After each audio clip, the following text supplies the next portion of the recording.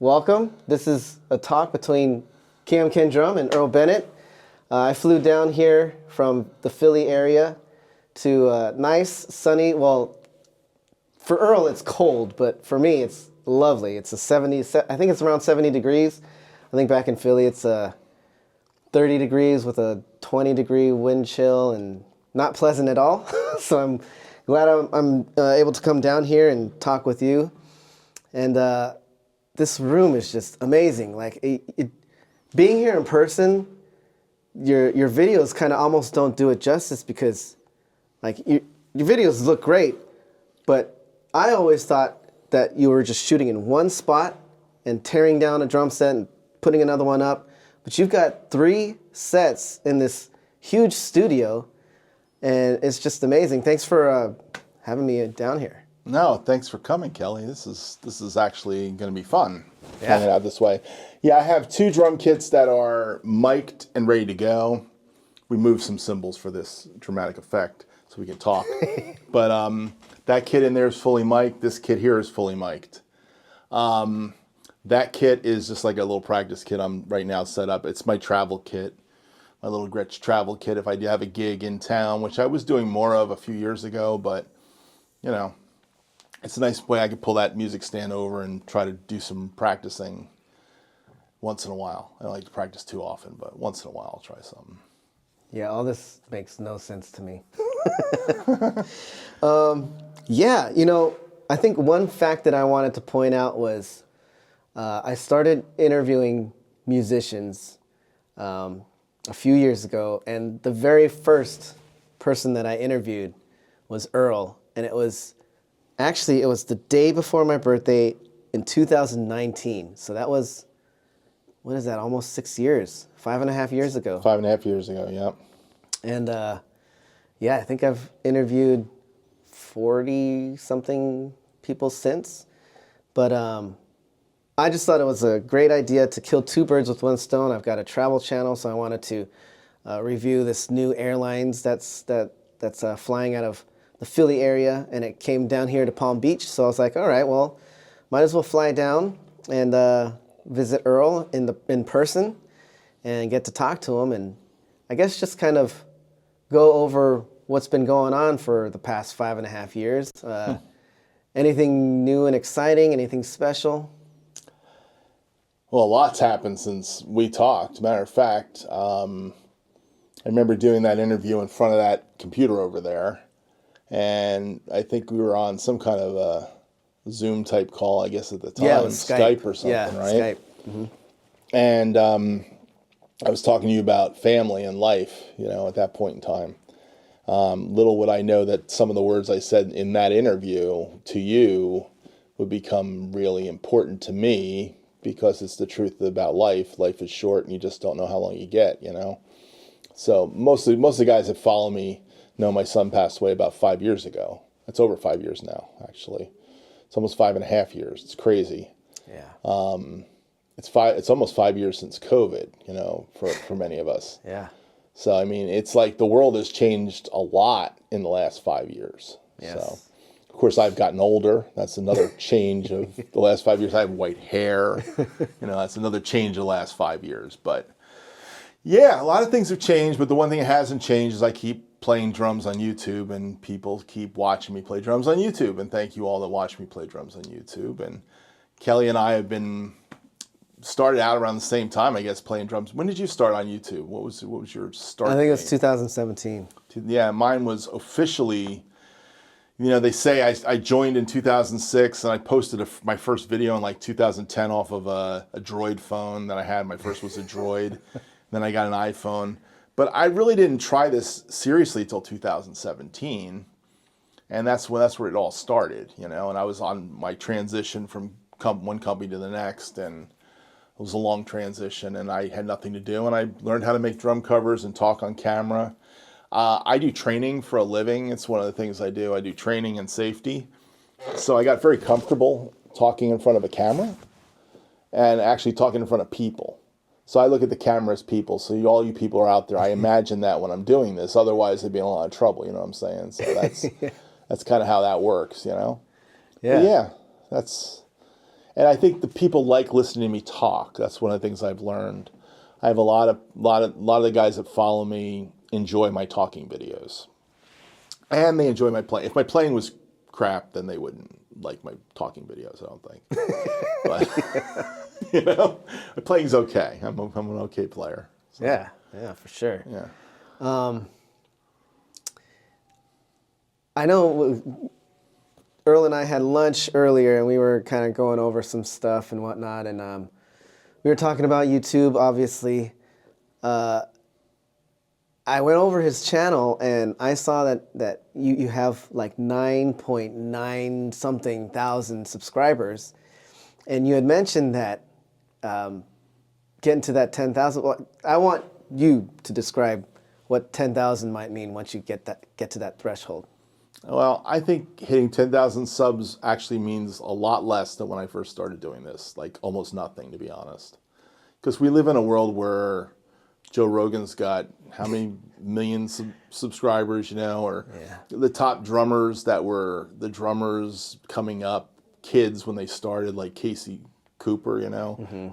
Was he at 2 million subscribers? I have no idea. Something like that. I don't follow Casey Cooper. By the way, I don't follow anybody that's got more subscribers than me. No, that'd be a lie. I'd be lying. I'd be very vain of me to do that. But I do find that most of the guys that were the big guys that everybody talks about, I never really followed them. I liked following pro drummers, you know. Yeah. So, but back then we thought if we can make 10,000, we'd be doing great. I remember Jeff Holden and I having that kind of a conversation once. But 10,000 really doesn't mean all that much anymore. It just means I've been doing it a long time. That's all it means. And I think that my channel has been about me putting out a lot of content. You know, after my son passed away, Michael Perry called me up and he said, dude, what are you doing? You're doing like a drum cover every day. And this is like, I think right before COVID, maybe it started happening. After I got through the initial, I just needed to play. I needed to do something, you know?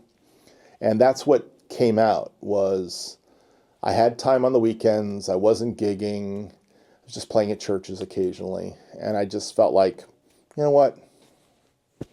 I'm going to play and put out videos. And I just started putting them out every day. And Mike was like, what are you doing putting them out every day? You crazy? You got to stop. It's like, no, I don't. And I learned that I needed to play was the thing I needed to do.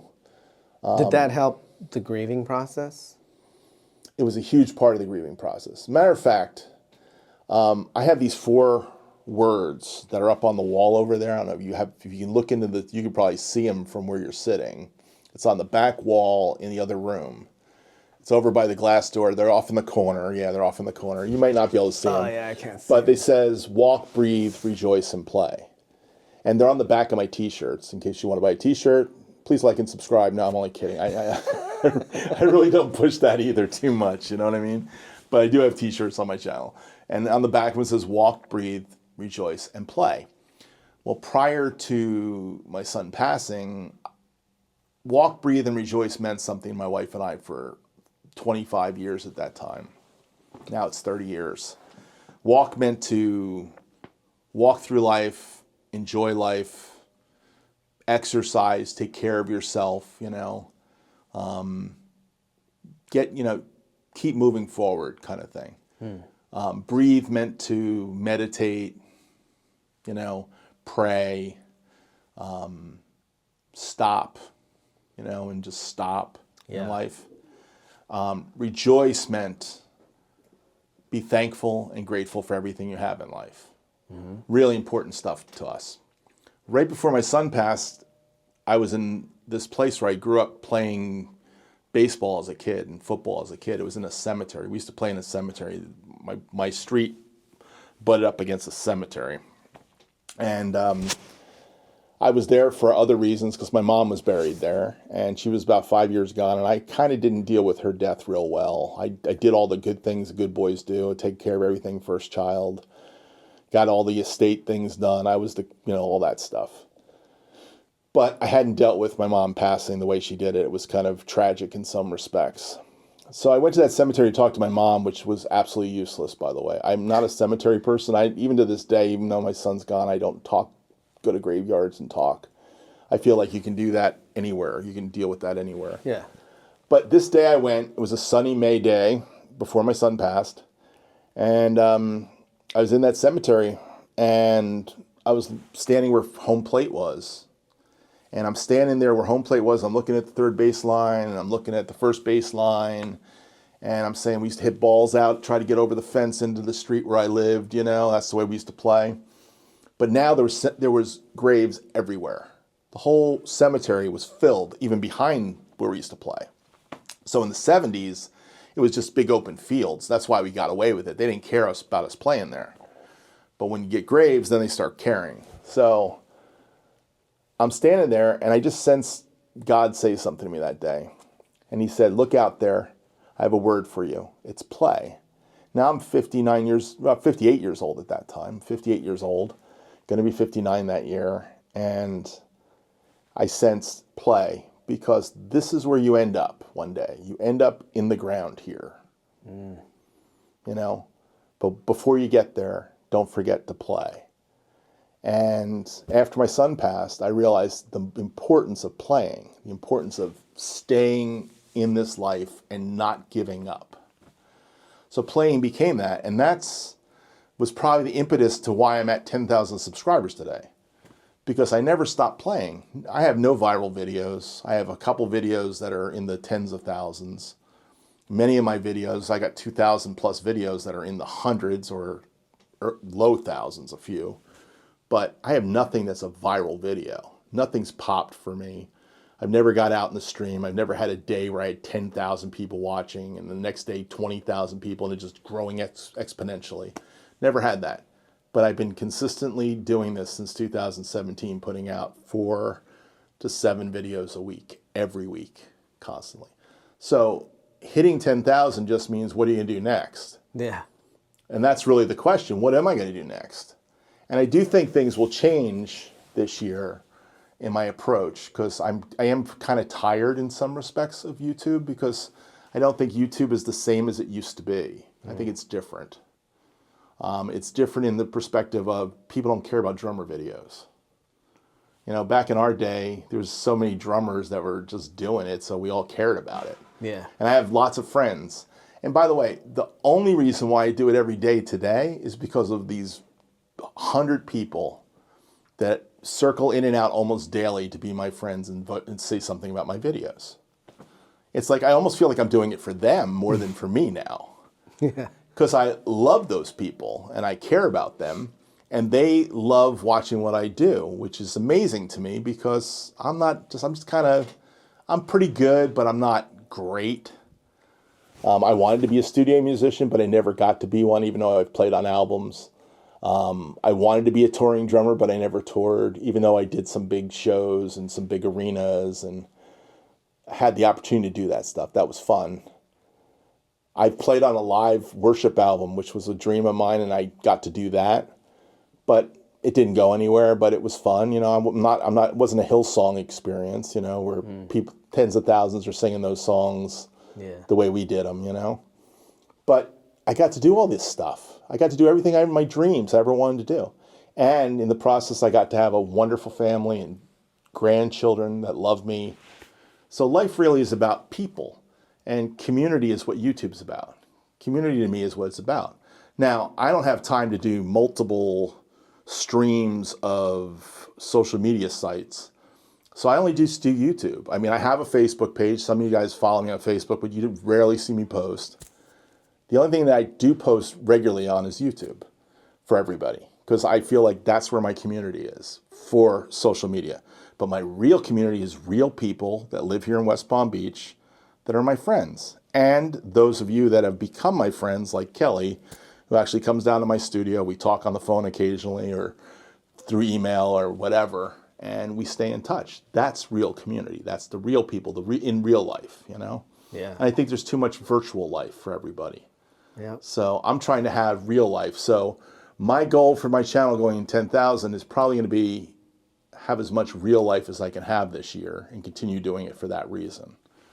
But other than that, there's no money. It's not a money thing, trust me. That's wow, that's a great answer to that question, because it just brings up more questions. Go for it. So let me see if I can remember all the questions that popped up while you were talking. First of all, you said that you follow pro drummers. What are some of your favorite drummers that you follow wherever it is you follow? Well, I love watching anybody that's a great drummer, a pro drummer. But I'm usually, you all know by the music choices I pick, those of you that are watching it because I'm here, you know, I love watching the classic rock, the classic pop, soft rock, the yacht rock stuff now, you know, whatever they call it, 80s music. But I follow guys like J.R. Robinson, who doesn't have a big following here. He has more of a following on Instagram, I believe, and Facebook. I'll follow guys like Danny Seraphin. And then, of course, I'll follow the bands they were in and situations where I can watch them play or interviews that other channels do with them. There are some great younger drummers that I dig. That's mostly studio guys, because I always wanted to be a studio musician. That's my sweet spot, you know. So it might be a guy like Blair Cinta or Kirk Biscara. By the way, I follow these guys. They have hardly anybody that knows them, really. So it's kind of funny, you know. Yeah. I've got more subs than some of these guys. That kind of cracks me up. Not necessarily Blair Cinta, but people are really nice, you know. You can really meet some interesting people and have good interchange with people, you know. But I like watching videos of the pro guys mostly, and then guys like Lee Sklar, who's got 100,000 subscribers. I was just going to ask you if you. I love Lee Sklar. Yeah. You know, so professional musician. And I love Rick Beato. I mean, Rick Beato has all my favorite guys on it. You know what I mean? Yeah. So I tend to watch those things more than anything else. Those are the music places I live, and then concerts and things you can find, obscure stuff. But yeah, that's kind of it. Cool. You were talking about playing after your son passed, and I kind of had this similar situation when my uncle passed. I still remember my dad telling me like it was yesterday, and I think, you know, after about a couple of days of just like reality setting in, and that he's actually gone. You know, for a while, when a relative like that close to you passes, sometimes it feels like they're just like on a long vacation trip or something. And there were even times where I would be walking down the street and I thought like I saw him. Yeah. And so your mind kind of plays tricks on you. But once that kind of like goes away and you're left with reality, me too, it was just like, I just have to play. Because, you know, I had a set of his already that I was using. And then I ended up inheriting 2 more sets. And you just gotta, they just gotta keep playing. Because that's exactly what he would want, is for you to just keep playing and keep going. And so when you were talking about that, it just instantly brought me back to that time when he passed away. And I was just like, the best way to heal is to play in so many different aspects, not just for me to kind of not take my mind off of it, because, you know, that was our relationship with drums. So my mind's never going to be taken off of it. But when you get into that zone and you're just playing, you're not thinking about anything else but the music. So it kind of sort of does take your mind off of it. So it's not just for me and my healing, but also as an homage. And I'm sure because your son was a musician too, it was the same thing. Yeah, definitely. You know, one of the things I wanted to do was work on some of his music. I still have some of his music in my DAW, but haven't been able to pull that together. Matter of fact, a couple years after my son passed, I had a good friend of mine. This was right after COVID, so we were coming out of the COVID thing. Good friend, he played on the worship team at the little church I played at, and his name was, he went by Chris. I'm just trying to think of his last name right now, but he's been gone a couple years now. But we were just getting close playing-wise together, and he got cancer, a really obscure cancer, and passed away. And that took a lot of wind out of me, you know, wanting to be up on that stage playing at that church. It was one of the things that just kind of... But he was helping me with my son's song. Yeah. And he was supposed to come back in the studio, and we were supposed to start working on getting it done. And after that, it kind of like, Chris Wood, it was his last name, Chris Wood.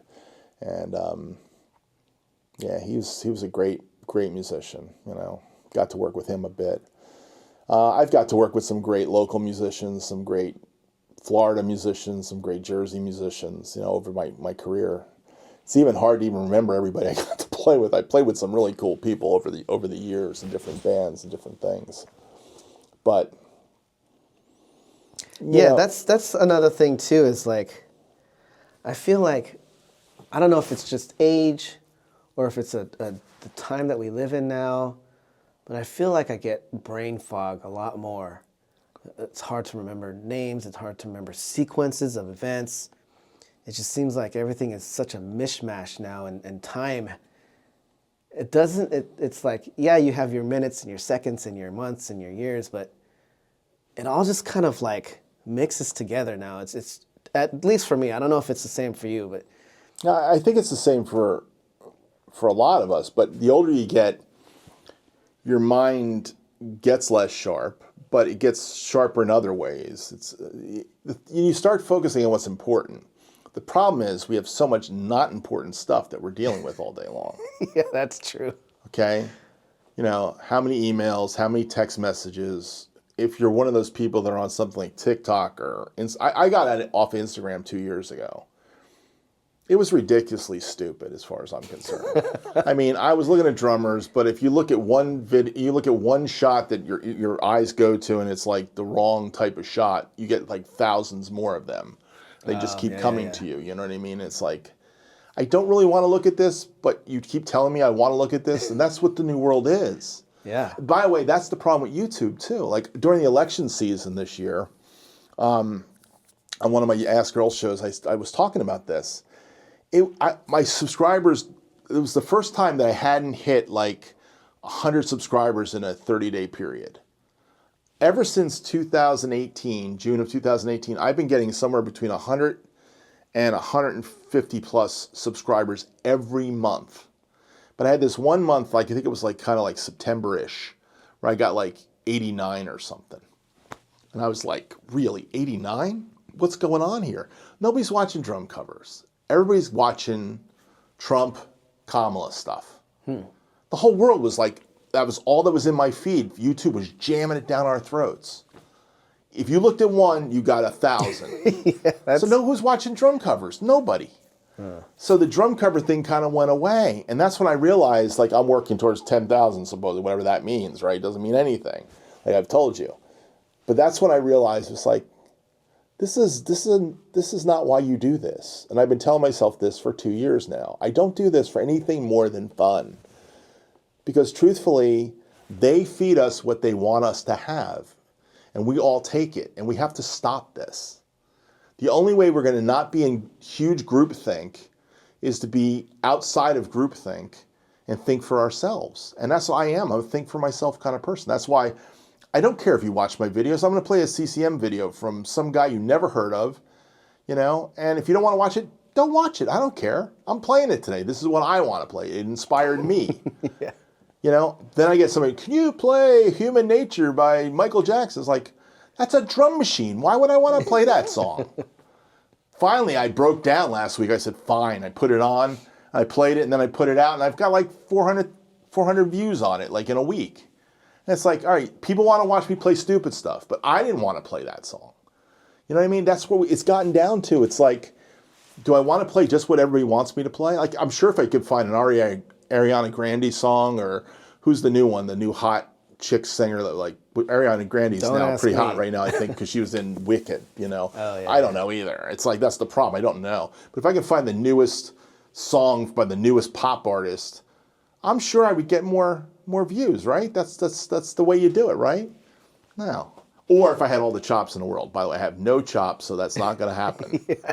I mean, linear chops. If you can play linear chops, gospel chops, for 3 seconds, you get that one lick in there, you worked on it all day long and you got it in, and then you put it on Instagram, you might get 10,000 views out of that thing. Yeah. You know what I mean? But is that really, does that make me a drummer because I can play gospel chops? No, it doesn't. I want to see that same drummer playing a pocket somewhere with a band. And then I go, That's a good drummer. Just because you can play some lick does not make you a good drummer. What makes you a good drummer is can you play with people. So we're losing the heart of why we do this, is to play with people. But people say, well, why are you playing on YouTube all the time? Well, I get to play with the best people, by the way, because Moises let me take all those drummers I loved off the track and put me on it. So now I'm playing with all those great musicians. That's the way I look at it. And for me, I don't have to go in a club and get no feedback from anybody, have some drunk fall on my drum kit, you know what I mean? Or, you know, hit on somebody in front of me and I have to watch that all night long. You know, I can't tell you how many clubs I played in, meat factories during the 80s. It was incredible. But you get no adulation for what you do. The leaders at the end of the night, it's like, you weren't that great, you know. It's like, I get all kinds of people watching me and like what I do. So that's why YouTube works for me. And I get to be in my bed at 9 o'clock at night, and I'm happy. Because as you get old, that's what you want to do. You want to get in your bed at 9 o'clock at night. And you wake up at 4 in the morning, like you all know, and I post a YouTube video. So you are actually up at that Oh, early. yeah. I'm up by the way, when I post videos is when I want to post videos. I never schedule videos. Oh, okay. I've got a playlist of videos I'm going to release. And I can show you my playlist. There's probably about 15 in there right now. And I can release them at any point in time. But the thing is, when you schedule them, you can't go back and watch them. That's one of the things I learned. It's kind of like stuck. Well, you've scheduled me out, you can't watch me. A lot of times I'll sit there and watch it and watch it and watch it a few times. Like sometimes it'll go out with like 7 views on it. It's because I watched it 7 times. I wanted to make sure I really wanted to release it. That's a lot of times. Because I might have an alt take that I'm not sure about, you know? Yeah. So it's just one of my little tricks. But I release all those videos. If it says 4 a.m., it's 4 a.m. If it says 5:52, it's 5:52. You know, yesterday I released one in the middle of the afternoon. It was kind of like threw everybody off. And I was like, what are you doing releasing this at 3 o'clock in the afternoon? Well, I had a minute and I just decided to release it. So I keep forgetting Michael McDonald. So what is your schedule like drum-wise? Because I know you've got your regular full-time job. Like, do you have a schedule, or do you kind of just like knock them out whenever you can, or? I mean, do I like put like them up on a board and say I'm gonna do these videos, or like I'm gonna have? I don't know. What like is punk your week? Like I'm like, let's have punk week this week. To be honest, no, I don't. I actually here's what I do. On Saturdays and Sundays, I knock out as many videos as I can. Occasionally, about Friday, about 3 o'clock-ish, you know, I'll try to get in here and play some more. A drum cover or 2 on a Friday. In fact, if it's an easy song, sometimes I can knock 2 out on a Friday. And then usually on a Saturday, I can do anywhere from 3 to 4. And on a Sunday, depending if I go to church or don't go to church, or how I go to church, or if we have family over, I can knock another 2 or 3 off. Sometimes right before church, I'll do 1, and then we'll go to church, and then I'll come back and do another 1 or 2. So I'm knocking out 6 or 7 videos in a weekend. Okay. And I can do that pretty much every weekend. Sometimes I'll do 9, sometimes I'll do 5. Now I'm getting a little bit lazier, like I'm slowing down a little bit, only because I feel like I've played all my favorite stuff. Yeah. And I've been trying to do some harder stuff. Like this year I did, there's a flat ride cymbal on your kit. That flat ride cymbal was done by Timothy Roberts. He took a flat ride that I had. It was a big Zildjian 20-inch heavy flat ride. It sounded almost like a manhole cover lid. It was ting, ting, ting. My friend Pat gave it to me. We traded. He got my Istanbul Mel Lewis cymbal. He says, I really need a jazz ride cymbal. I was like, I got one for you, dude. But what are you going to give me? You know, and he goes, well, I got this. I said, I'll take that flat ride. I never really listened to it. Then when I got here, I was like, thanks, Pat, for the flat ride. And I was like, going, what am I going to do with this? Then I saw Timothy Roberts. And I thought, I'm going to give this to Timothy Roberts. Then I met Timothy Roberts in Nashville this year. Nice. At the Nashville Drum Show. And we talked. And he did that cymbal. So as soon as I got that cymbal, I was like, I got to play something on a flat ride. So I went and found Chick Corea's Return to Forever, Light as a Feather, with Airto, who played an 18-inch Paiste flat ride. That was the cymbal sound I was going for, was a Paiste 602. So it's a little bit heavier than a thin flat ride, but it's not as heavy as that stinking Zildjian sound that was a Zildjian from the 70s. It sounds really sweet.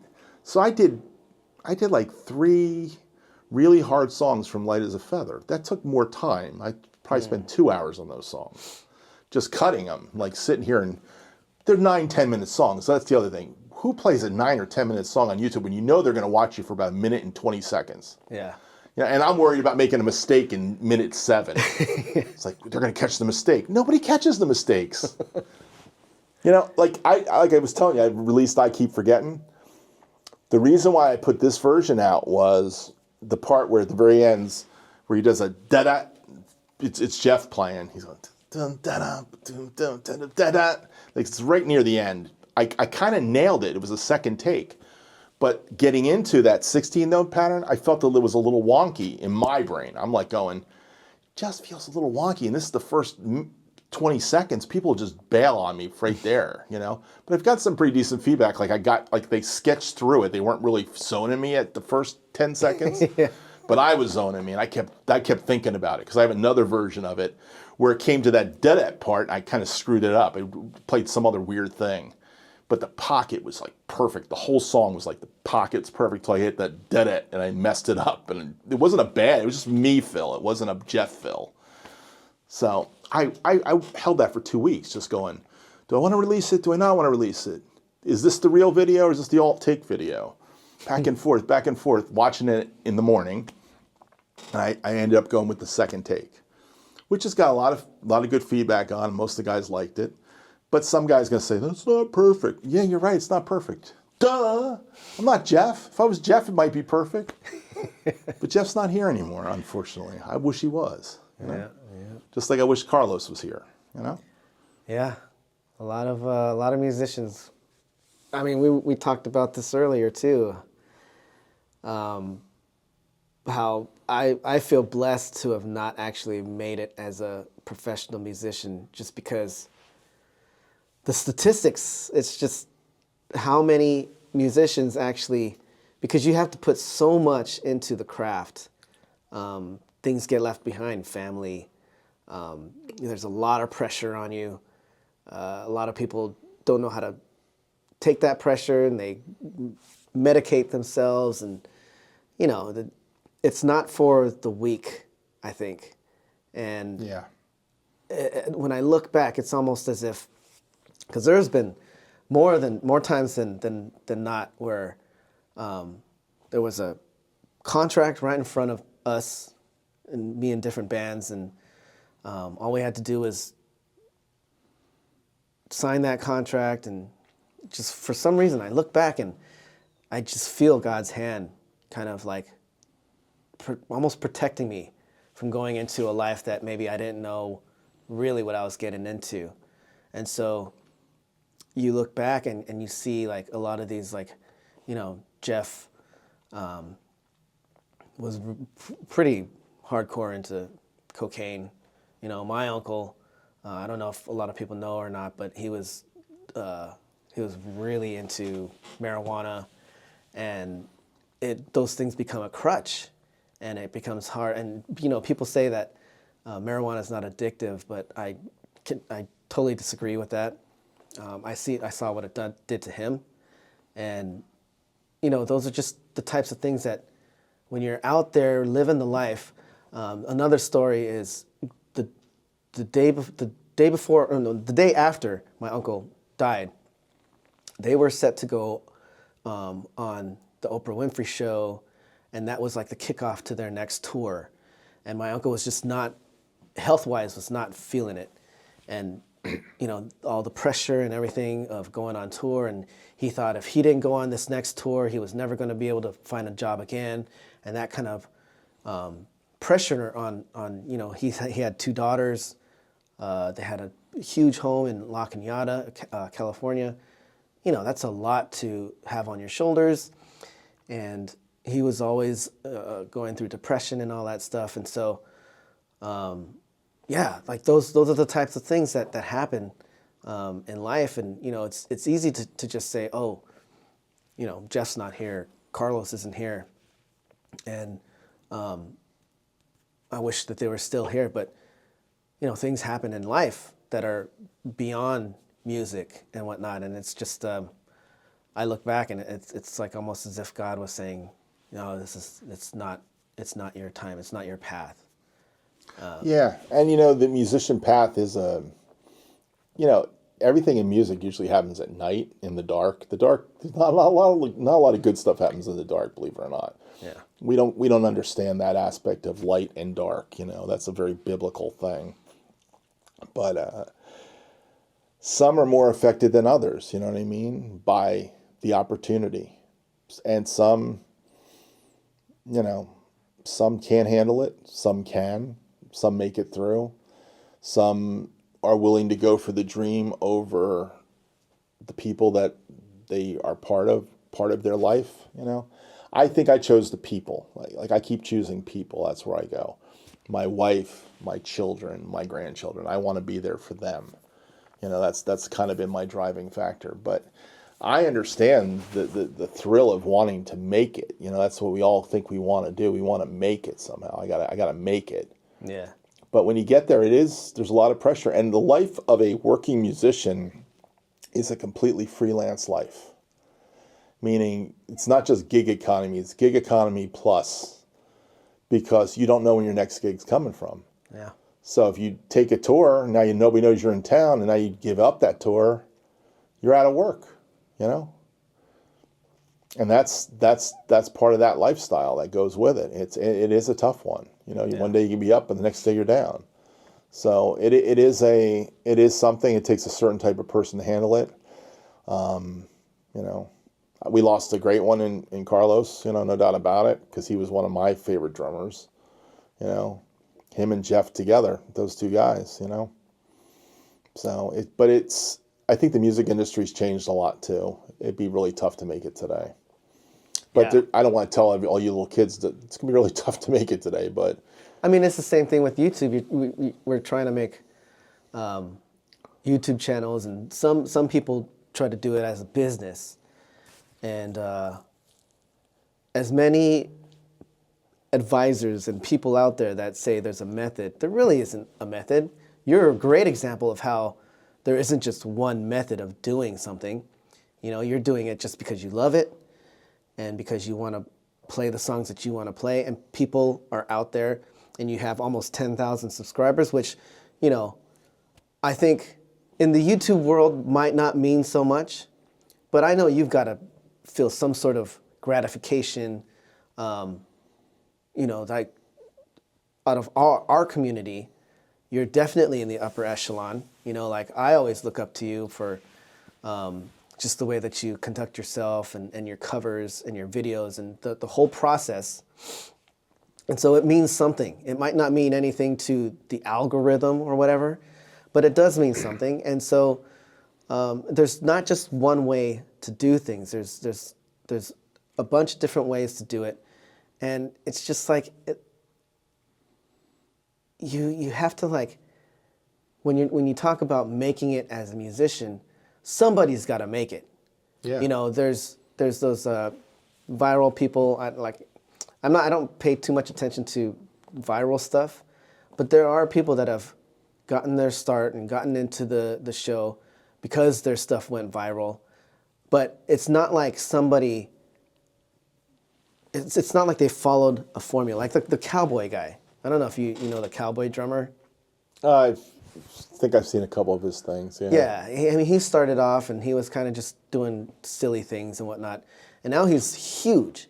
But you know, I don't think he really followed any sort of method or anything. He was just kind of being who he was, being silly. Well, you have to have a niche if you want to go somewhere with it. You know what I mean? You got to have something you do that makes you you. Yeah, and I think that's what a lot of these people do well. But you know, you've got to try, and you got to find your way. You know, maybe you start a YouTube channel and it doesn't go anywhere. Well, that might be your sign that that's not what you're cut out to do. That's not what you're supposed to do. Move on to the next thing. But it's just like the lottery. You know, somebody's got to win. You know, people do win, but it can mess their life up pretty bad. Oh, well, that's 9 out of 10 a completely people, different messes story. your life up really bad getting a lot. So you hit the lottery, great, you know, but you don't do the things you think you're going to do, and everybody comes around to take it from you. So, I mean, you're right.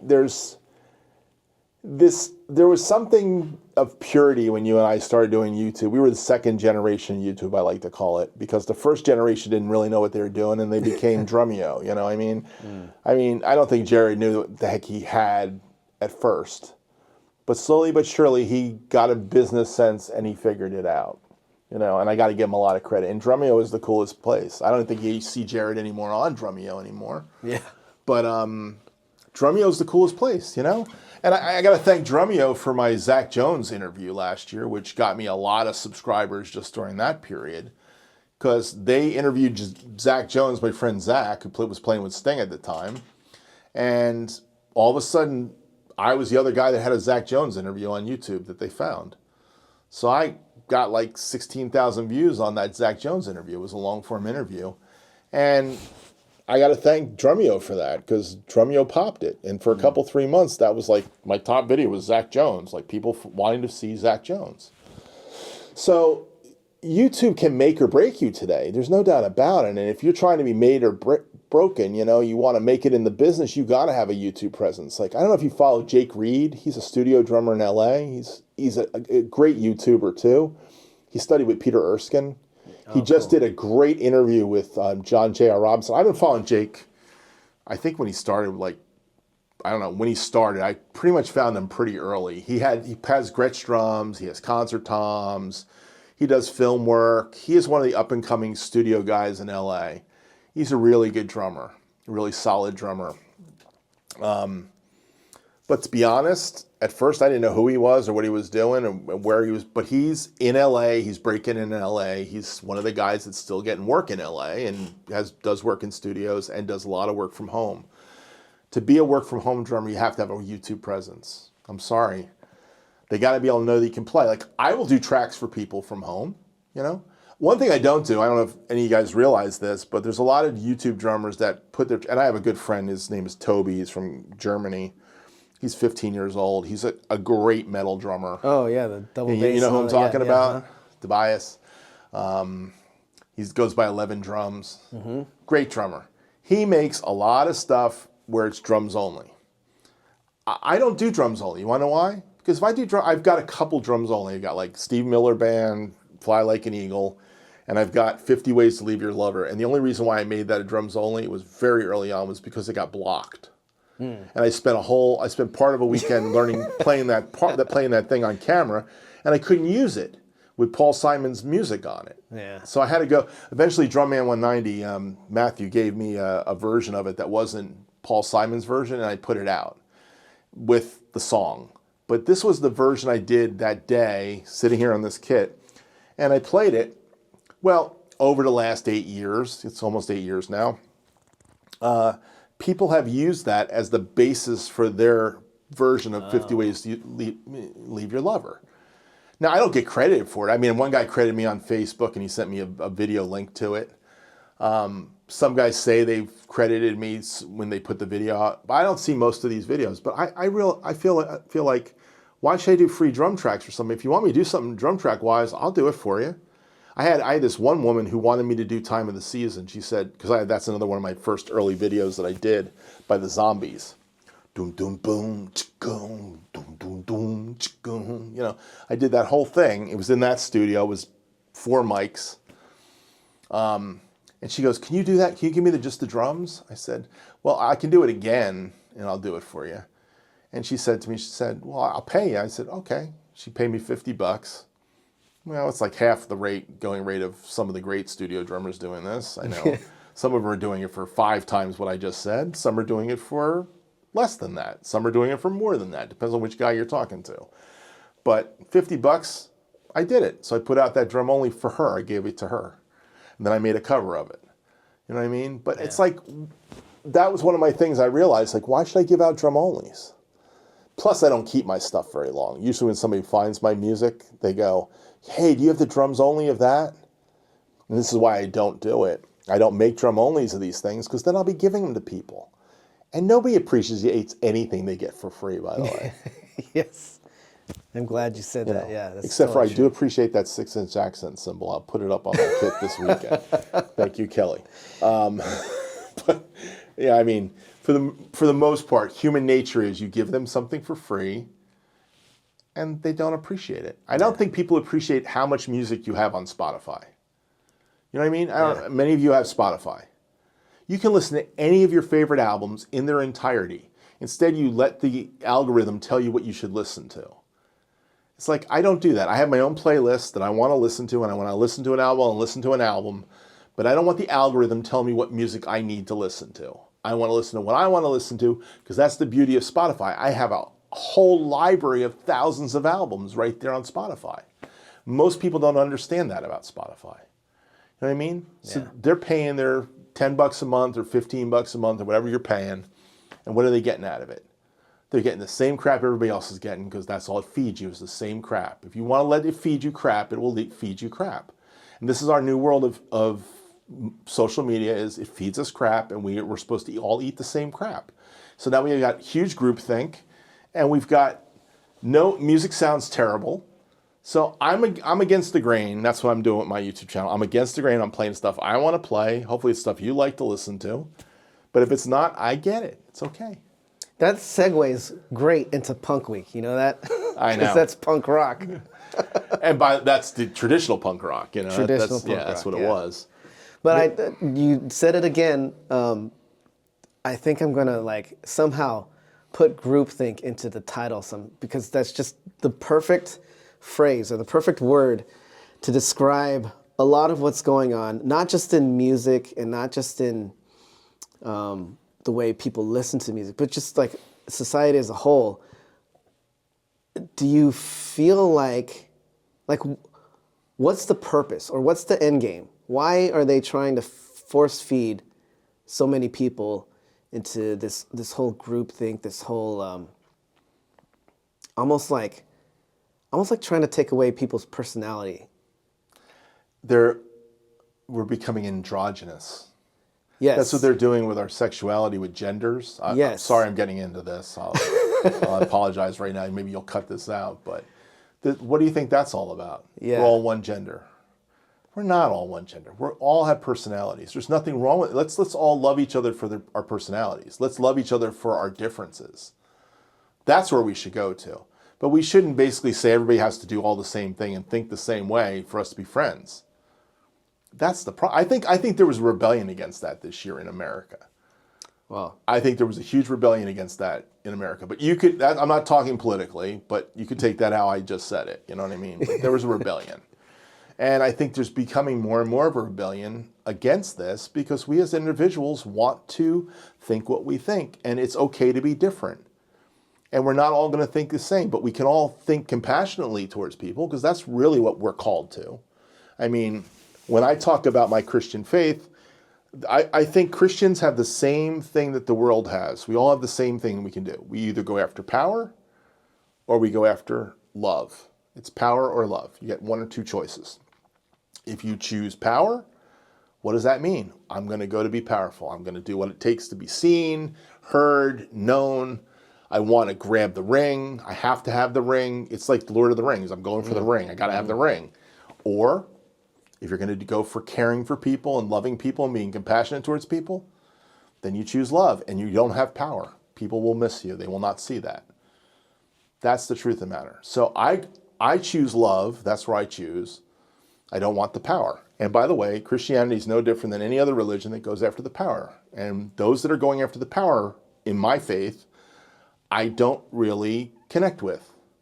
But I connect with those people that see the other side of my faith, which is what Christ came down to do, which was to give us love and to help us restore us to the tree of life so we can again be part of fellowship with God. That's what the purpose of the first 3 books of the Bible is. You know, we lived in a garden and we ate from a tree, which was the tree of life. And Christ didn't come so we have good or bad. He came for life to conquer death. That's the point of Jesus. A lot of people miss that one too, but now I just got a whole theology lesson in here. It's one of my 8 sermons, which are not available on YouTube, by the way. But if you know me, you've probably heard all of them, okay? So that's just the way it is. Yeah, so do you, in your belief, which is probably similar or the same to my belief, do you believe that the androgyny is something evil driven from Satan? Do you believe there's a power struggle between good and evil? I think the power struggle of good and evil is there because there definitely is some kind of a force of good and evil. Matter of fact, if you read Genesis chapter 3, what did Adam and Eve eat? They didn't eat an apple like Apple would like to tell you, so they can have a nice logo with a bite out of it. They ate from the tree of the knowledge of good and evil. The tree of the knowledge of good and evil means we now have all the understanding that there is bad and good in the world. We have all good and all bad. We took the whole thing. That's what God knows. He knows there's good and evil in the world. But he said to us, I created man to have fellowship with man in that garden, and all you need to eat from is the tree of life. That will give it to you. You'll be innocent. They were innocent before they ate from the tree of the knowledge of good and evil. So is good and evil here? Yes. But Christ doesn't care for good or evil. He came to give us life. He came to restore us to the other tree. That's why when you read Revelation 21 and 22, what you see is the people end up back in the garden, back near the river of life, with the tree of life in the center, and we are all there with God together, fellowshipping. Those of us that choose to accept that. And I'm not putting any boundaries on that either, by the way, just so you the non-Christians can know. Those of us that choose to be with God and want to seek God, because it says, if those will seek me and you will search for me with all your heart, will find me. So I believe people can find God wherever that point is. Religion scares people. Religion, I'm not a very religious person. I'm extremely spiritually minded.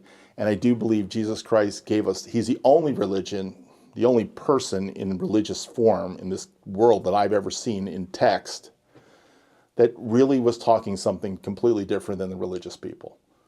Because he did not make the Jews very happy. That's why they put him on a cross. Yeah. Okay? I mean, if I can find God, anyone can find God, because I was probably the furthest away from God when we first started talking. No, that's not true. I was the furthest away from God just before I started the YouTube channel. And then right when I started the YouTube channel, I was already having my own thoughts about just this feeling that atheism wasn't the way, that there's something beyond. And then when I first saw your channel and a couple of others, Adam, ArtOfDrumming comes to mind. Yeah. Andrew Nelson is another big person in putting his faith out there. And I was like, these guys are cool, and they're open with their religion, and it just kind of opened up a whole new. Sal was another big one. Yeah. Another one that went too soon. Yep. But yeah, just talking to you guys and seeing how freely and open you were with it, kind of just made me turn that page and really like open my eyes to, it's okay to like accept it and be, just born again and not have any kind of shame or anything like that. Or because before when I would talk to people who were believers, there was almost in my mind, I would never like really show it, but inside there's a condescension. There's like this, you're being traditional, you're being old fashioned, you're being like, and now it's like, that couldn't be farther from the truth. It's opposite. Yeah. And what's crazy to me is the world that we live in now with this new lens that I see through, a lot of things are turning upside down. So when I talk about this whole struggle between good and evil and whatnot, and how music is a big part of, what's going on, what's changing, things are just, to me, like, maybe not completely upside down, but they're getting there where it's almost like bad is good and good is bad, and it's just it's a weird time that we're living in. Yeah, it's definitely, there's always going to be good and evil struggles in this world. There's always going to be that, because that's what men bring into this world, humans bring into this world. When I say men, I mean all mankind. I'm talking about humankind. humans, one of the things God created us was to be like him, to actually have a mind and a free will. And in eating from that other tree, we accepted that as part of it. That was part of it. We took the mind of God. But God created us to have fellowship. He created us to be with us. But he also knew that there would be something would happen. He knew this would happen, and he prepared for it. The cross, it says I believe it's Ephesians or Colossians, it says the cross of Christ was before time and space. It was outside of time and space. So he understood it before Christ actually came down. He understood what was going to happen. But us humans like to focus on good and evil, like good is what God wants is good. No, God wants our heart, and he wants all of us, and he wants us to forgive. The only thing Jesus asked us to pray was forgiveness. That was the only thing he asked. When you say the Our Father, I don't care if you're a Catholic or you're a Protestant, or you read Matthew, I forget what chapter it's in, but where it says, Our Father who art in heaven, well, the only thing it says is to forgive those who trespassed against us. Yeah. He requires us, he'll forgive us if we forgive others. Forgiveness is one of the hardest things for a human being to do, by the way. When we get hurt, we go, I'm not forgiving. I'm allowed to hold this. You hurt me, I'm allowed to.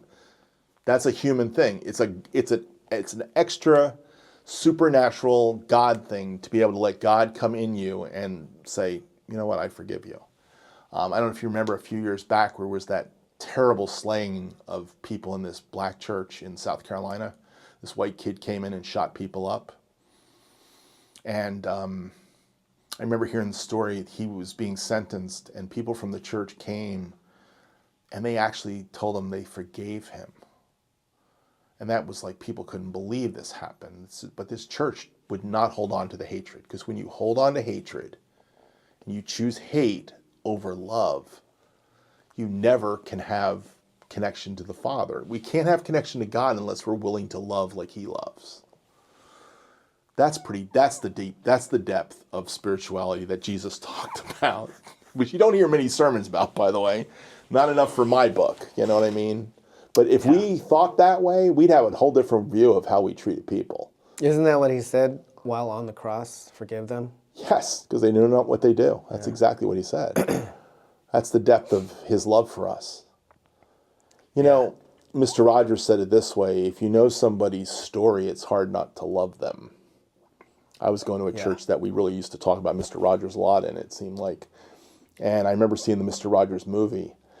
That's all Mr. Rogers did. He did not judge anybody. He was a deep man of faith. And he didn't talk about his faith at all on television. But he treated people with that same love. Didn't matter what color you were, didn't matter what gender you were, didn't matter how old you were or young you were. He treated everybody the same way with love and respect. See, if we had a world where we treated people with love and respect, that changes the world. But those people are not going after power. So they're few and far between seen by the world.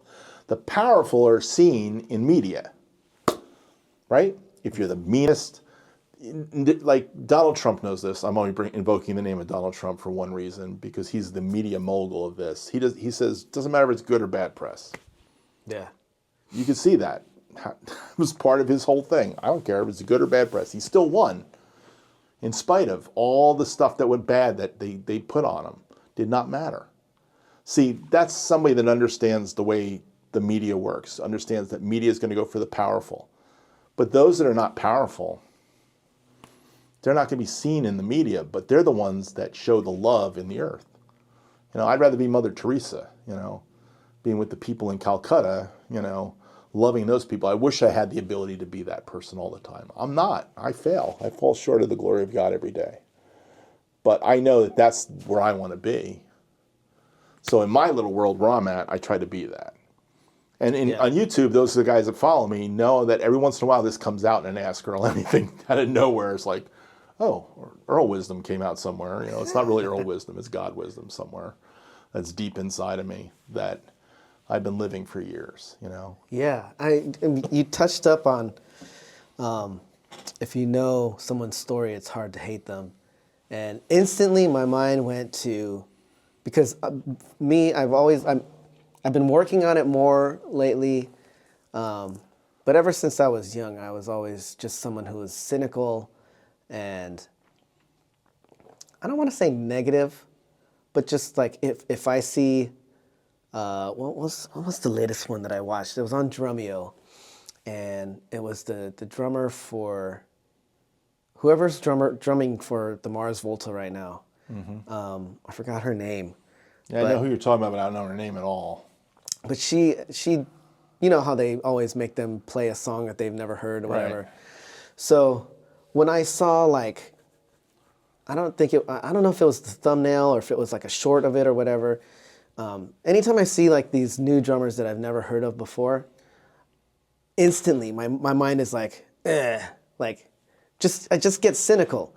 And then when I work my way past that and I actually sit down and I'm like, okay, I for my own self, I need to go through this exercise of watching it, because my mind, my body is gonna try to reject it, and I want to see if I can get past the rejection and see like what her actual story is.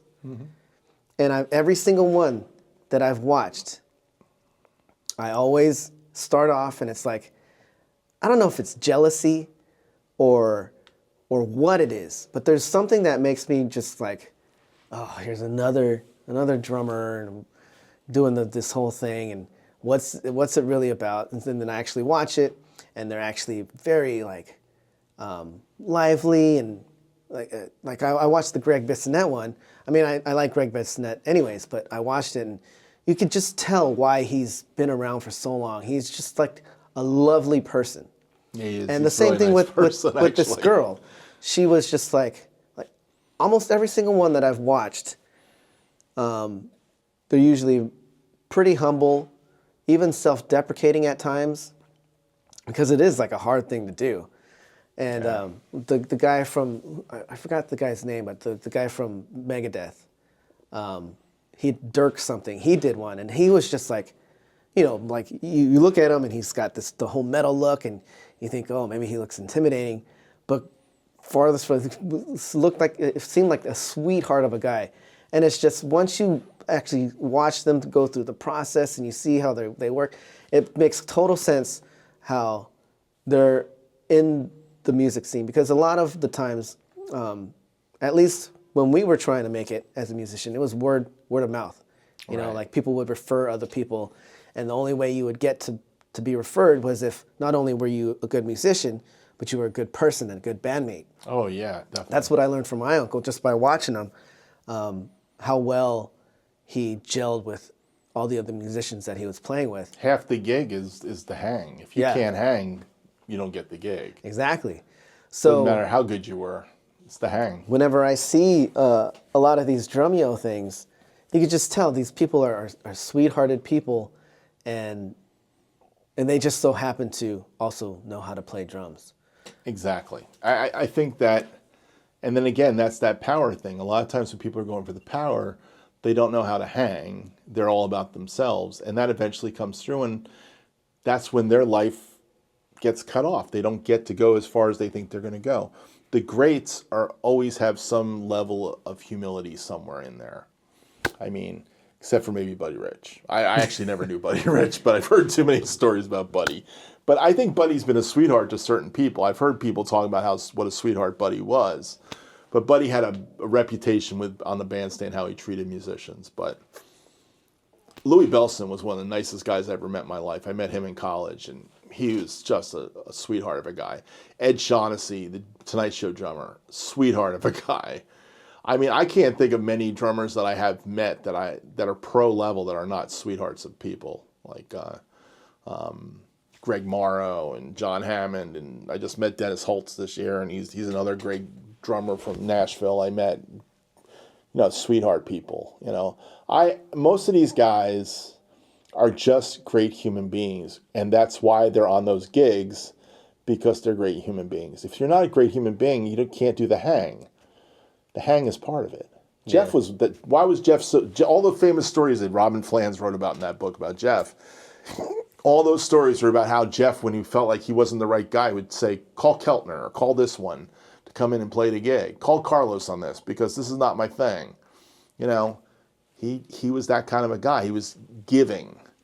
You know, that's the nature of people that really love people, really care about people. So that's the kind of person I always want to be. That's what I'm trying to be. Yeah. You know? I think the reason I have 10,000 people almost in my drum community today is probably because people see that in me and they say, "Oh, I'll subscribe to this guy." You know, he's an okay drummer, but you know, he plays Neil Diamond song. That's cool. I'll subscribe to him. You know, it's one of my big subscribes right now is Neil Diamond. Huh. You know. Even though I had a guy tell me, you didn't play that right. I was like, okay, if you say so. But 30,000 people think I did okay on it, so I don't know. There's always got to be that one. Yeah, there's always one. Well, what else did you want to ask me? Well, we've delved into all kinds of stuff here. I don't know where you're going with this. It's gone all different ways that I didn't expect, but I still appreciate. I think it's all amazing stuff. But I am part of a couple of WhatsApp groups. And so I put the word out, and specifically, Rich Raw Dog Drums wanted me to ask you, what are you going to do when you retire? Because it seems like, to me at least, I'm not going to put words into Rich's mouth, but you even said it yourself, you release sometimes 4 or 5 covers a week, or maybe even more than that. Was that a day? I do 7 sometimes. 7? Some weeks you'll actually see 7 covers. I only miss, I did over 300, almost 350 something videos last year, so I didn't miss many weeks more than 1. Okay, you know so, and then we talked during lunch, and you said that you're not really into the travel part, so what are you going to do when you retire? Well, here's the first thing about retirement, and my wife and I are thinking about this a lot. I'm not quite there yet. I still got a few more years of work that I need to do. My Social Security age for maximum Social Security is 3 years from now, so it's not next year at 65. But you travel when you have money. So right now, my wife and I want to go to Italy again, you know, so we will travel and do that. And I've done a lot of travel in my life nationally in my day job and stuff. So I've seen a lot of the country, and I will travel with my wife if she gets speaking opportunities. But you don't retire and just start doing all those things you think you're going to do. You want to retire and have something to do outside of retirement. You know what I mean? So what is that? That's a hard question to answer, to be honest. One of the things I might do is teach drum lessons. One of the things I might do is more consulting work for the business I've been in the last 30 years, safety and training. One of the things is maybe gardening, you know, I don't know. I mean, depends on what my wife does. I'm very connected to my wife, you know, and she's very connected to me. I mean, Mrs. Hammers, she's affectionately known by you guys, but Stephanie, my wife, Dr. Stephanie Bennett, who's got a YouTube channel on as well. Some of you subscribe to that. She writes books and all kinds of stuff. So there's a lot going on around here. The one thing, I'm not going to be stopping life. I have to be continuing life. Because I need to keep playing until I get in the grave. That story, going back to that story. The idea of the grave is, yes, we all end up in a grave somewhere, or an urn, or wherever you want to be. You know, ashes spewing wherever you want them. The one thing is, before you get there, you want to give it your most all the way there.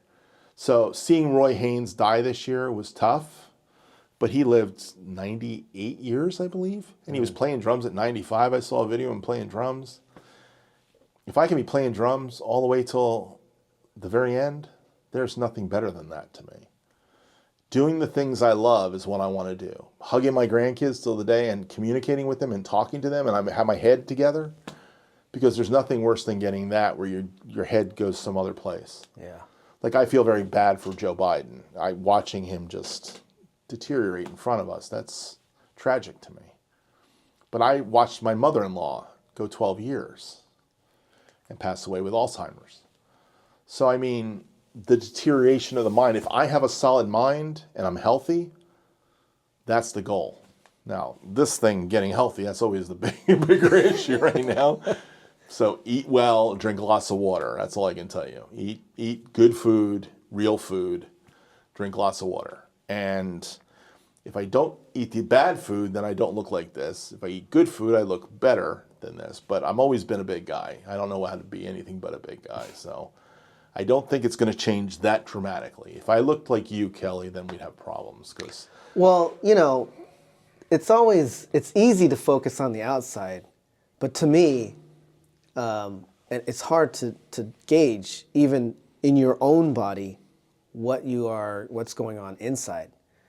So I feel like that's more important than what you look like outside. Because, outside, yeah, maybe I might look okay, but I have a fatty liver disease where I can't drink. I probably shouldn't have had that soda that we had at lunch. Those types of things. Notice I drank water. So. Yeah. So I'll see somebody, we'll go to the Flyers game or something, and there's people drinking beers left and right, people drinking large sodas over and over again, and I'm like, man, all I really want to do is be able to have a soda once in a while, and I can't, because that's just what God gave me, and there's definitely a reason for it,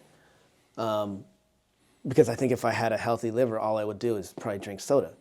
So there's reasons for things, but when you talk about diet and you talk about trying to be healthy and all that stuff, really the inside is probably more important than the outside. Like, at least that's how I feel. And so, not being able to do certain things, it kind of sucks when I'm out with friends or when I play hockey and we won the championship a couple of seasons ago, and everybody was drinking at the bar and I'm over there with my Powerade. But when I do drink, it's like, or when I used to drink, I don't even think I would really get drunk. I would just get sick after like 3 or 4 beers and just want to go home anyway. So, there's this illusion, like if you watch enough movies, you think everybody can pound down a scotch, no problem. I don't know what universe they're really living in, but it's what we're sold, Yeah. In actuality, what our body needs is water and good food, that's made from naturally versus processed anything. Yeah. So staying more natural is a better way to go. I really do try to eat that way. My problem is I just don't always keep my portions where they need to be. That's another thing. Yeah. Yeah. So, but again, I've been struggling this my whole life, so this is nothing new for me. My daughter said it to me. I lost 100 pounds once. I almost gained it all back. But so I bounced up and down a few times, you know what I mean? And that's right now my doctor's saying, you need to lose weight. I get it. I'm working on it again. But it's hard sometimes. That's my area. I fight with that. But if I want to be okay going into retirement, I got to be healthy. That's part of what I have to do. Yeah. So I guess I'm talking to myself, is what I'm saying. You know what I mean? Eating's part of it. But like I say to others, the one thing I do is I drink 80 to 100 ounces of water a day, every day. I'm constantly flushing my body out. So yeah. I don't think that's hurting. I think that helps. But yeah, retirement, it's not like I'm going to retire to go travel the world. If I travel the world, it's going to probably be while I have money to travel. You know what I mean? As soon as you retire and you go to fixed income, it changes things there too. Yeah. But I don't know how it's going to change. I just know this. Here's what I do know. When I got married, my wife and I got married, we got married with one verse of scripture that was so important to both of us that it was supposed to be engraved on our little rings, which, by the way, these little rings are like they look like a 3-strand cord. It's not easily broken. Oh. So it actually looks like a 3-strand cord, like her, myself, and God all entwined together. Oh, 3-strand cool. cord. So, but we were supposed to have it engraved, and it never got engraved, but it's engraved in our hearts. Proverbs 3, 5, and 6. Trust in the Lord with all your heart. Lean not on your own understanding. In all your ways, acknowledge Him, and He will direct your path. That's our life verse. We live in that. And the whole book of Proverbs 3 is our life chapter. So I can tell you that that's the most important thing, is that God will take care of me in retirement. just like he took care of me during my transition back almost 8 years ago now. He takes care of us, and we have to have faith and trust him. Now, that doesn't mean be stupid and, I have faith he's going to take care of me. Let me go take my credit card and buy all the stupid things I just don't know what to do with, because I found all these new stupid things I want to have, like your camera over there or these little microphones, But if you're smart and you acknowledge him, like, this is how I feel, what should I do? He does direct my path every day some way, and he takes care of me. So that's the ultimate thing about retirement. So there's a lot of faith going into retirement. It's a lot of fear. You can be very fearful, by the way, if you want to be. But I'm choosing not to be fearful. Have faith in this. So. Yeah. It's the human side. It's easy to be afraid, but then when you have a strong faith, I think that kind of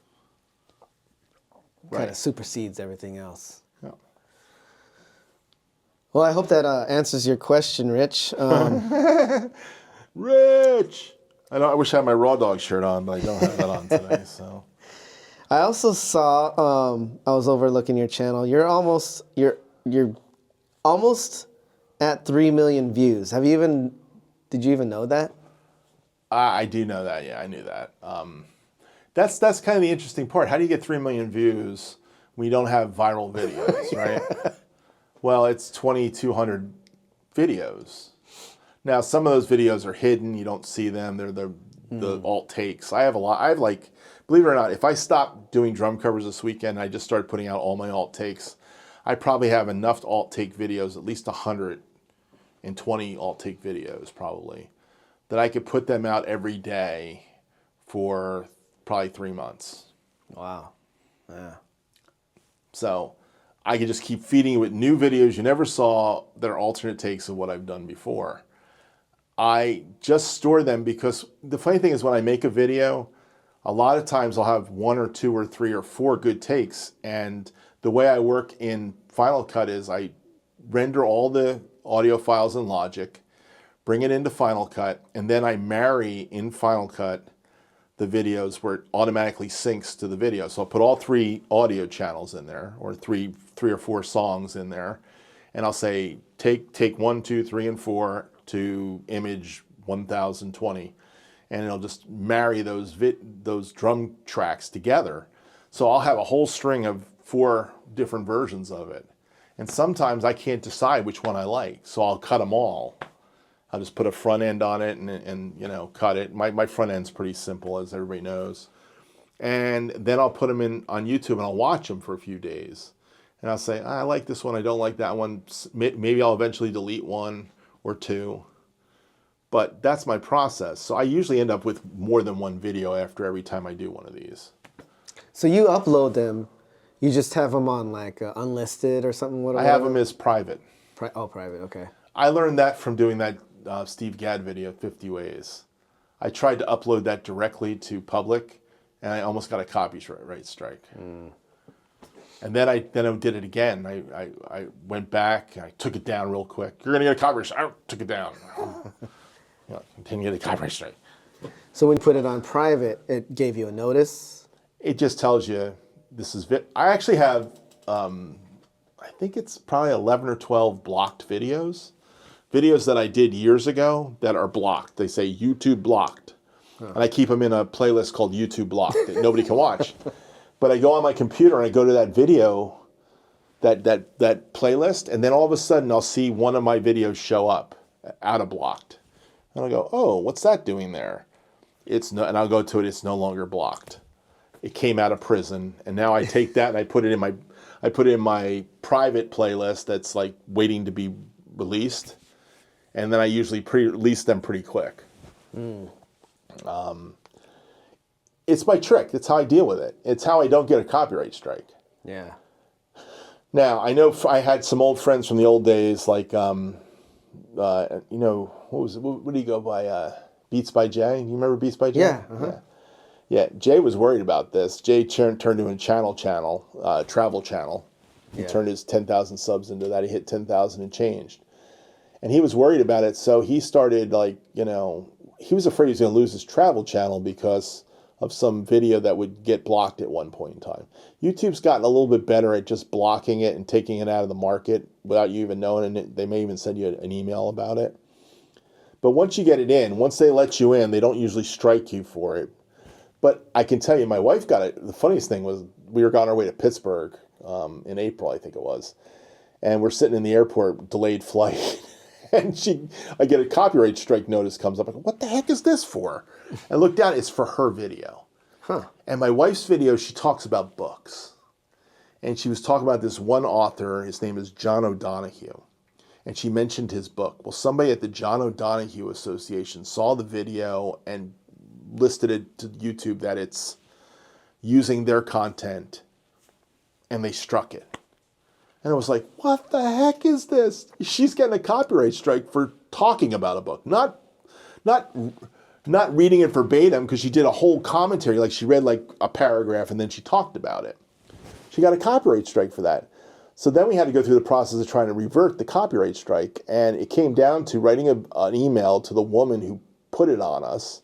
Wow. And basically asking her and telling her what she did, and the woman took it back, and we got it taken off. But it was like a 2-3 day process. Huh. UMG doesn't do that. UMG just says blocked, that's all they do. They just block it.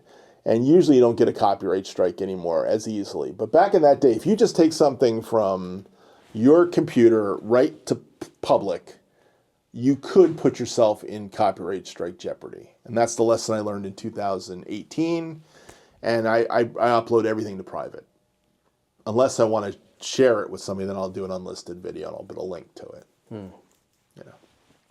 That's the way it works. Interesting. So, the ins and outs of YouTube. Yeah. 3 million views, almost 10,000 subs. Yeah, I think that's everything. I had a list of questions, and we kind of just organically went through them, and you answered pretty much all of them. Well, cool, definitely. And everybody knows what drums and cymbals I play, which is all drums and all cymbals. I'll play anybody's stuff today. You send it to me, I'll play it, so. Yeah, I mean, it's just been amazing. I'm still in awe. Like, when I first walked in, I didn't really know what to expect. I mean, I had the visuals from your covers. But yeah, just walking in, I was like, I feel like I'm in a music store, man. This place is actually cooler than most music stores. It's got its vibe. I got 45 years of Modern Drummer in that wall, and 20 years of Sound on Sound magazine from recording. And all these old drum heads that I recycle on my kit, because who can afford drum heads today? I mean, gosh. Oh, yeah. It's insane. It used to be like once a year I'd buy drum heads, and I'm like going, do I really want to spend $400 to put drum heads on my kits? Yeah.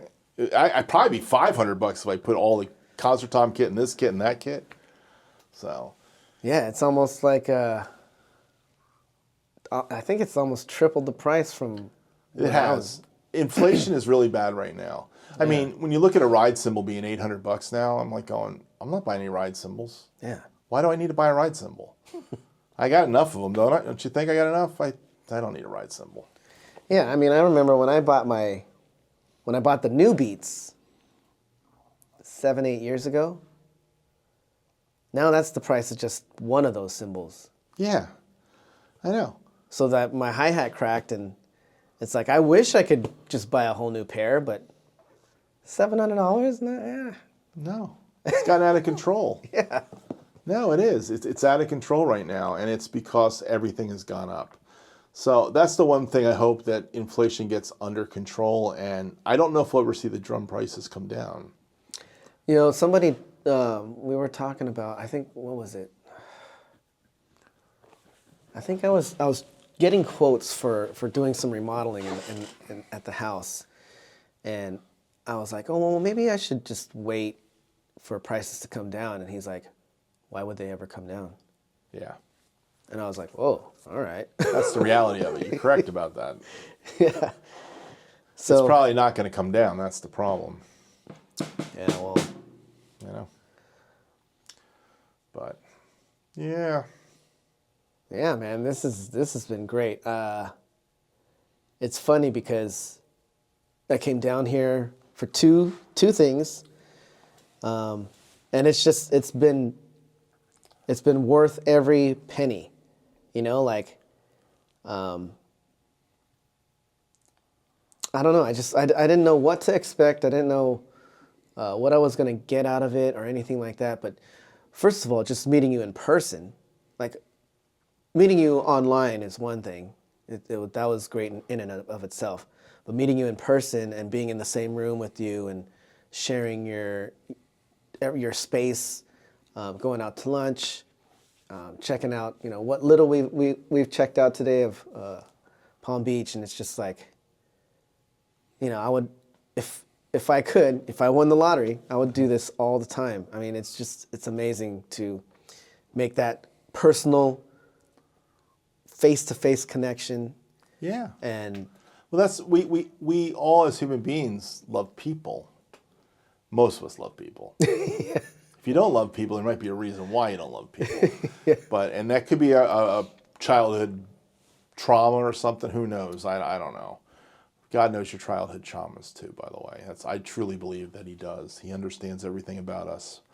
Mm-hmm. But when you get treated to people that can just show you love and can just relate to you and will relate to you one-on-one, that's where we want to be. And that's what we're searching for with this online stuff. I mean, yeah, we're trying to find it. The problem is it's not real, you know? So many of the guys that we talked about today, like the Michael Perry's been here, you know, he's been to my studio. I love having people come down and visit me, you know, I do.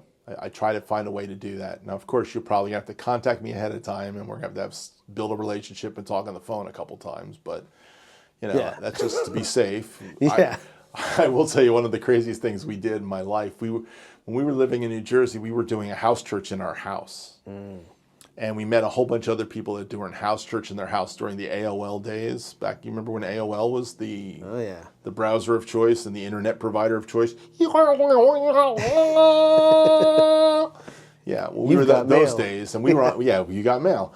And I was on an internet discussion list that would send out an email once a day with a digest format. It was called HCDL. It was Home Church People. And we met up with this guy and his family in Sharon, Pennsylvania, where he lived in Michigan, 8 hours away, and I lived in New Jersey, 8 hours away on I-80. It was the middle of February. Oof. We met up in Sharon, Pennsylvania, but not a good time of year to drive.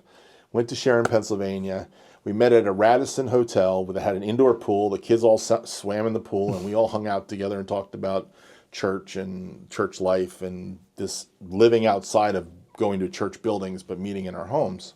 It was really deep time. That's really where community, the mindset really formed for me.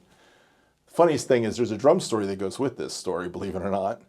I put this picture in my last Ask Earl Anything. There's a drum kit, a green Vistalite drum kit that I bought. I bought it in Sharon, Pennsylvania, believe it or not. Because we went to lunch together at Quaker Steak and Lube, this wings place. I don't know if they're still around or not, but they were the best wings I ever had. And then we went into the town of Sharon, and there was this little music store, and there was this big discount shoe store, sneaker store. So everybody wanted to go to the sneaker store, and I said, I'm going to go across the street to King's Music in Sharon, Pennsylvania, and go in that store. And I went in that store, and I walked in, and they had 2 drum things and a lot of brass instruments and stuff all over the place.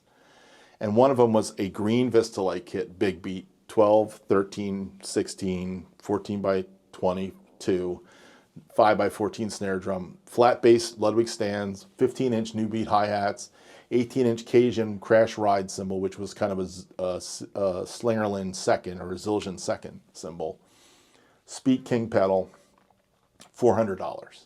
Wow. And I walked in, I was like, and this was 1997, so I walked in the door and said, wow, they got a Vistalite kit for $400. I haven't seen that anywhere. They're like $800 already on eBay. This is the beginning of eBay. eBay wasn't big yet. It was before eBay really got big, but I knew about it. I said, these are worth $800 today. I went out of the store, I found my wife. I said, I really want to buy these. She said, you want to buy them? All right, let's buy them. So we bought them. We picked them up on the Monday morning when we were driving home. They opened the store for us. We pushed the kids up into the front of the minivan and shoved the drums in there. And we all drove on top of one another, and we had these green Vista lights.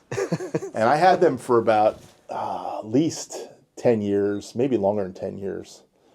I think I sold them somewhere around 2010 for $1,600.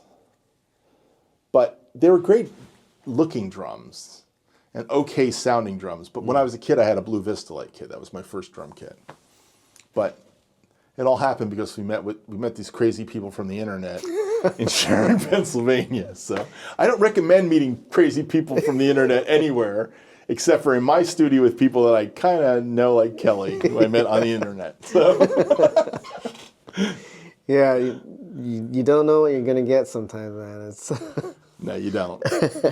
It can go awry. You have to be careful. So, but yeah. I've had a lot of my friends that I've made friends with here, and we talk on the phone, have come down, to me, and if I'm near them, I'll try to see them too if I can, I just don't know if I'm going to go see Jim Hoovey out in Wisconsin anytime soon. I'm trying to stay away from the cold this week, but yeah, you know what I'm saying? Well, maybe when you retire and you got the money, you can go meet him down in Thailand. Yeah, Thailand. That's a trip. Yeah. I tend to want to go to the more romantic countries like Italy. Yeah. My wife's Italian too. We love Italian food, and Italy's a beautiful place. It just really is a beautiful place. Yeah. Matter of fact, if there was one cymbal company that I would love to have a set of cymbals that I don't have, it's UFIPS. Yeah, I remember when they first came out, they were the only ones that I would consider if I ever didn't want to play Paiste anymore. Because they had that same sort of just glassy sound. The sound, but also the look. They just looked, there was something about them that... Well, you know what it is about them? I met a UFIP rep at Resurrection Drums 15 years ago probably. And I almost bought a ride cymbal that day for $400. I'll never forget that. He basically told me what the secret of UFIP was. UFIP is cast like a bell. So their cymbals all have one note, and that's the note. And all the overtone notes are the same note. Whereas Zildjian or even a Paiste has overtones that are different frequencies off of harmonics off of the note. But they're not the same note. So if you hit this ride cymbal, no matter where you were in the store, you would hear that same note piercing through to you, where no matter whatever ride cymbal he was playing of any other of the other manufacturers, it was hard to distinguish it because, again, there's all these harmonics that are going on. So that's what made UFIP so interesting was their rotocast. They're actually like a bell. So they're different. They're completely different than any other cymbal. So I was at Nashville, at the National Drum Show, and I was hanging out at the UFIP booth that day. And I tell you, if I had space in my flight home, they were selling them for $10 an inch that day. So I could have came home with a 22-inch ride for $220 and a crash cymbal for $180. So I could have bought a set of cymbals that day if I just wanted to put the money out. But I am frugal. I'm looking at retirement, so that's all I can tell you. So it's like, do I need another cymbal? How many cymbals do you see in here? Yeah, it's crazy. I know, and snare drums. I know, it's just too much stuff. So. Yeah. Well, cool. I don't know how you're going to chop this up, Kelly, but you have fun with it, Yeah, I mean, that's part of the fun for me. I love doing the editing part. Yeah. Yeah, it's weird. Like, the older I get, my process is how quickly can I get through the playing part so that I can get to the production part. So that's the part where I feel like I can really get creative. Yeah, I get it. The drums, you can be creative in your own way, but when you're doing covers, there's only so much you can do. But then when you get to the whole video editing part, there's a ton you can do if you have the time, Yeah, and the skill set, and you want to build it up. Yeah. I've learned how to do what I do, but I haven't really taken it as far. Like I was telling you about lighting, I've stumbled on some lighting things in here that look kind of cool. But in actuality, I know they're not proper lighting techniques sometimes. So I would like to have somebody that knew proper lighting techniques help me with it. And I have a friend who does stage lighting for theater. She works at the Kravitz Center and other places. And I may bring her in here one day and say, hey, can you help me figure out the best way to light this? Because my lighting, as interesting as it is, it's really cheap lighting. Yeah, This is Harbor Freight lights. Nice. They were like $7 or $8 each. I bought 4 of them that day. That light's a Home Depot light. I bought 2 more at Harbor Freight, even cheaper than the Home Depot light. So I've got a couple other lights that I put light bulbs in. My color lights are all LED color lights that you could buy off Amazon for like $20.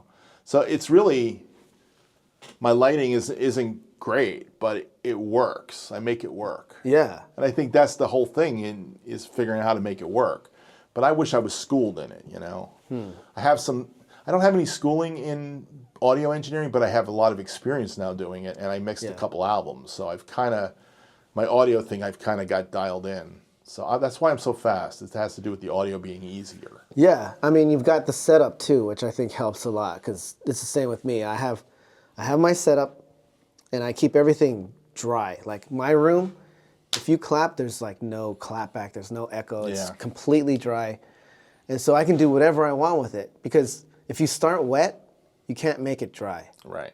So I always try to keep it as dry as possible, and then you can add whatever you need to, while you're in the mix down. Yeah, this stuff right here takes out some of the honk. Yeah, I would imagine. When I first moved into this room, I had this green carpet that I don't have anymore hanging on the wall here, and I had this really bad 450 hertz honk.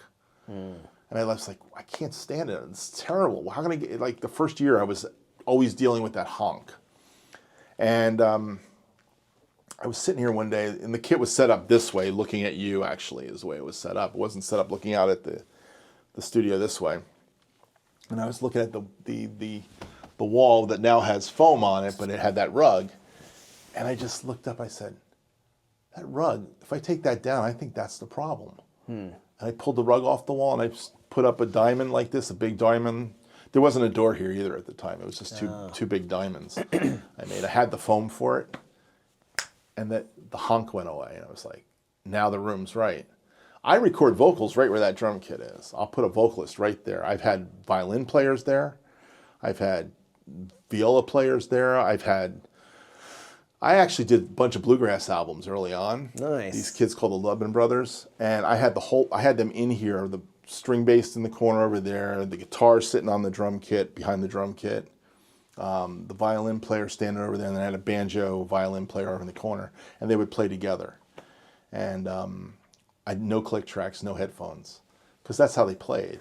Yeah. And we did 16 tracks in a day.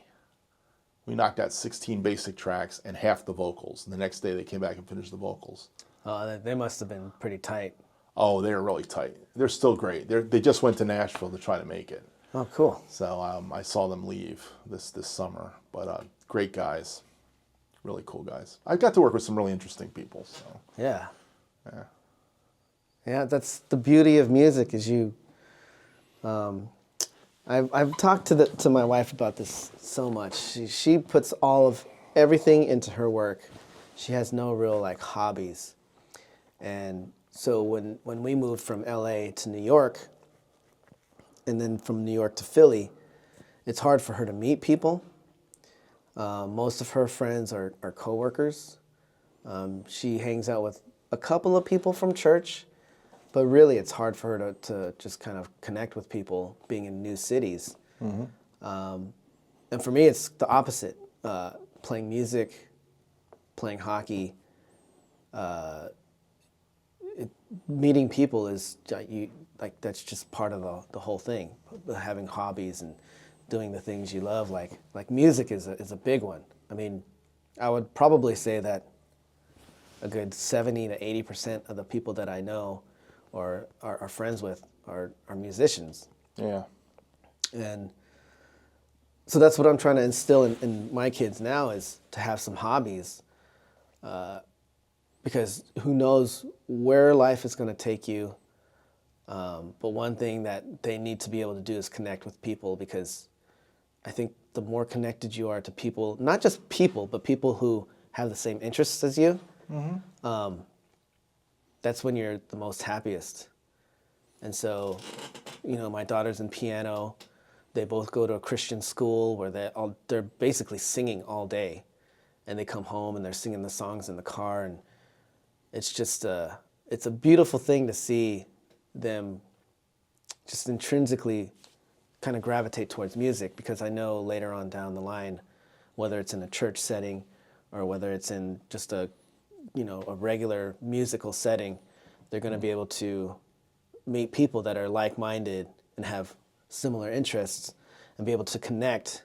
And then when you connect with somebody who's a musician, like we first talk about music, but that the conversation goes into so many different ways, and you make connections with other people, and it's easy. It's kind of like the music is like the door that you can open into someone's personality. No doubt about that. And so yeah, that's kind of like the whole thing with the music is just one, it has to be for the people, and anything that happens after that is kind of like a bonus. So we were talking about making it as a musician or whatever. I think if you make it because you want to be in with other people that are like-minded with you, then you win. And if you get paid for it, that's a bonus. Yep. I agree with you. And I think today the world needs more creatives, because the world, as much as we've got all this content creation opportunities, it's pretty stale, some of this stuff. Yes, so exactly. There needs to be more creatives out there. Businesses are looking for creatives. That's one of the interesting things in my business. I work in an engineering company. So they're all very analytical people. They're all very dialed in metrics-wise and numbers-wise, and all the things that engineers do. They're very, very, very analytical, but they think in one box, and musicians have to think in a different way. So I bring that to what I do, because I think outside the box. I'm not clear-cut in a box. And I think that's one of the things that creativity and the creative mind does. And music opens that up for us. Yeah. So I didn't realize how much that was important for me, but it's been my whole life. My whole career has been that. I didn't even realize it. So do you feel that is that the main reason why you're so out of the box, and you don't listen to what Spotify has to put out to you? Do you feel like it's because you're a musician and you have to be creative and you have to have It's not because I have to be, it's because I am. It's just part of intrinsically who I am. And when you embrace who you are, then it comes in. See, how many drummers, you may use this, you may not. How many drummers are starting to play drums for the first time or they played as a kid and then they gave it up in their early marriage, in their first marriage, or even their second marriage, who knows. And then all of a sudden, they're 50 years old and they're in a dad band all of a sudden and they're playing, or they just retired and they start playing. They didn't do it their whole life, but they're finding it there. That's where they're finding it. Those are the guys that find me a lot of times because I play the music they like, and they need to learn how to play that music, so they watch me. I am blessed that I had a wife that said, you're not going to stop playing music because that's your passion. Mm-hmm. And you're going to keep doing your passion because I need your passion to be there for this relationship. Because if you don't have passion, then I'm not marrying the person I married, the person I love. I'm not going to let you get rid of your passion. So our goal in life in being married is to have our passions aligned. Like, she has a different passions than I have. She writes and she's a different creative, but we're both creatives and we both have passion, and that passion is what we bring into our relationship. If you don't have passion, what do you bring in anything? So you got to find your passion. But I know a lot of guys that my first wife, she told me to throw the drums away or sell them or something, and they stopped. And then their life changed, and then at some point they grew apart or something happened, and then they pick it up again, and they find it later in life. I've been blessed that I've seen it my whole life. I never stopped playing. So music's just a part of me, just like in your life. It's just a part of who you are. Yeah. That's a blessing when you can do your passion. Even if you're not making money at it, it's still your passion you're doing. Don't negate the fact you're still out there playing all the time. You keep doing it. That's a really important part of life. And I think a lot of people lose that for some reason. Yeah. It's like somebody, like my dad was not an encourager of me drumming. My mom was not an encourager of me drumming. Matter of fact, I've told this story maybe on my YouTube once in a while. When I was a kid, my grandmother bought me a drum kit. My grandmother lived with us. She bought me this Blue Vista Light kit, and she bought me cases for the Blue Vista Light kit. And I would set it up in the rec, we called it the rec room, where the TV was and the sofas downstairs were. And at the end of the day, my mother said, you can't keep that set up, you have to put it away. So if I wanted to play drums, I had to take my drum kit out of my grandmother's closet. She had a big closet where we packed the drums. I had to take them out, set the drum kit up. I couldn't go out and play ball with the guys and come back to play my drum kit for an hour. I had to set the kit up, which I got really good at setting it up, play the drums, eat dinner, go back downstairs after dinner, play a couple more minutes, then put the drum kit away and put it back in my grandmother's closet. And I became really good at taking it apart and setting it up and taking it apart and setting it up. For 9 months, I was not allowed to leave that drum kit up. Finally, she let me leave it set up in the rec room. After almost a year, when she thought I was serious about it. Well, that torture that she put me through made me a gearhead. Because you take a kit apart and set it up, and you take it up. Like, I don't know if you guys saw this on Drumeo. This was hysterical. Watch the Phil Collins documentary. But you watch Brandon Toews and Phil's son, what's his name? What's Phil's son's name? Nick Collins. They got his kit and they're pulling it out and they're looking at his pedal and they can't put a Speed King pedal together. It's like the funniest thing in the world. Oh, I hate this pedal. The pedal's falling apart. I'm like looking at him going, really? Just put the bottom piece on first and you hook it onto the top piece second and it'll be fine. How do you put this hi-hat stand together? Because it's not a modern, it's like, it was an old Slingerland. It just cracked me up. It was just cracking me up watching these guys. How many times did I put a Speed King pedal together? How many times did I put a hi-hat stand together?